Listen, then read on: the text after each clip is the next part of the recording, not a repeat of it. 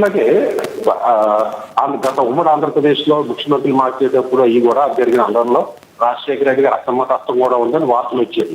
ఎన్ని చూస్తుంటే ఇన్సిడెంట్ ఎన్ని చూస్తుంటే ఏంటంటే రాజశేఖర రెడ్డి గారు కానీ జగన్మోహన్ రెడ్డి గారు కానీ తమ ప్రత్యర్థుల్ని ఎదుగుదలను సహించరు.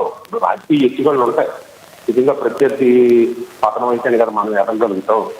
ఇంత దారుణంగా ఎత్తుగడలు ఉండవు ఏ పార్టీలో కూడా. రాజకీయంగా రాజనీతిని అనుసరించే చేస్తారు కానీ ఇట్లాగా ఆడవాళ్ళను ఉపయోగించి లేదా జీవిత రాజశేఖర గారిని ఉపయోగించి లేదా పూనం కౌర్ను ఉపయోగించి ఇంకొకరిని ఉపయోగించడం అనేది ఎక్కడా జరగదు. మరి ఇవన్నీ ఏంటంటే వీటికి అన్ని ఆరోపణలే.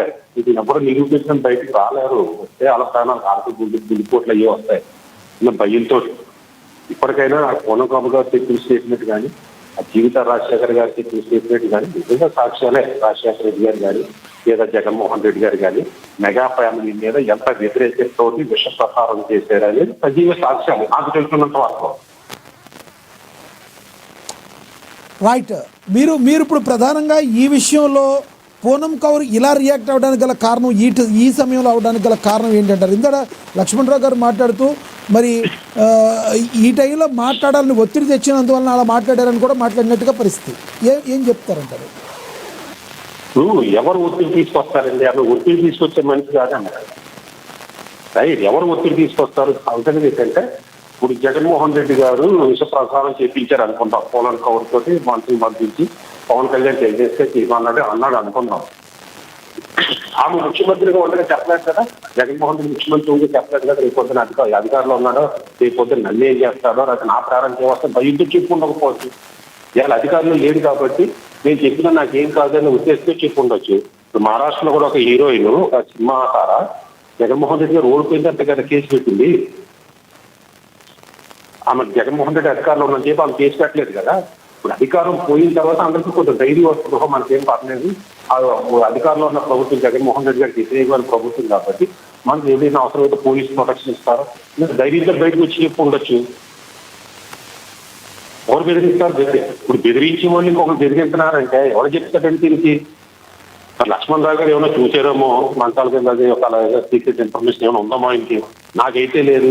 నాకు ఇలా చెప్పిన ఒక జీవిత రాజశేఖర్ గారి లేదా ఒక పూనం కౌర్ గారి గతంలో కూడా దాసనారాయణ గారితో రాజశేఖర రెడ్డి గారు అనేక సినిమాలు చూపించారు.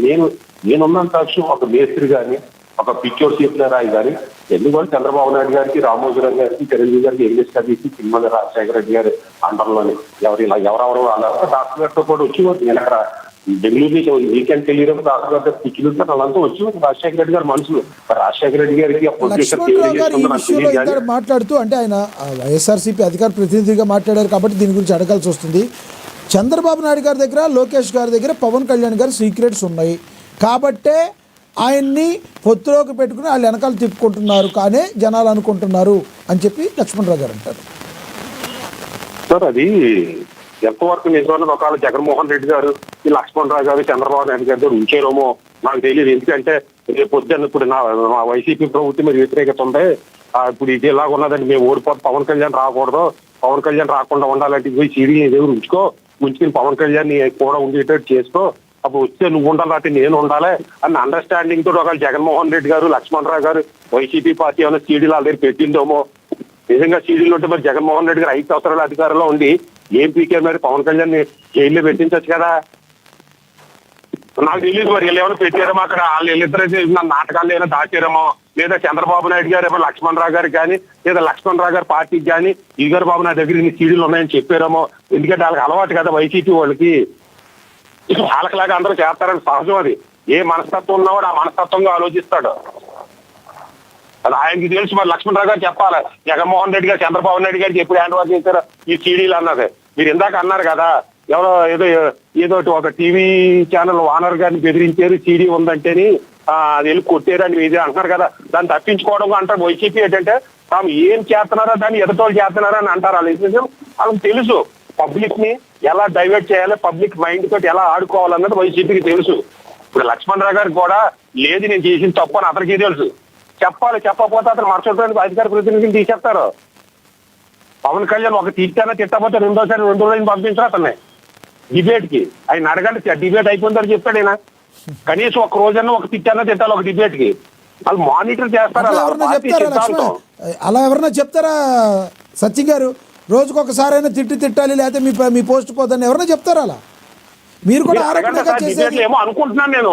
సార్, దీని అన్ని మీరు ఆరోపణ నేను చేస్తున్నారు. అనుకుంటున్నా, లక్ష్మణరావు నేను గారు లక్ష్మణరావు ఆరోపణ గారిని చేశారు, మీరు నేను ఆరోపణ ఈజీలో చేస్తున్నారు. పెట్టి ఆయన భవిష్యత్తు నేను పాడు చేయదలుచుకోలే.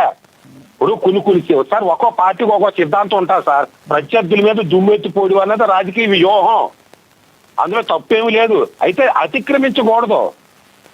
ఒక సో దుమ్మెత్తిపోయడం దీనిలోకి తప్పు. లేడీస్ని, సిద్ధాంతపరంగా విమర్శించాలి కానీ మహిళల టీవీలో ద్వారా టీవీలో ఉంటే ఏం చేశారు?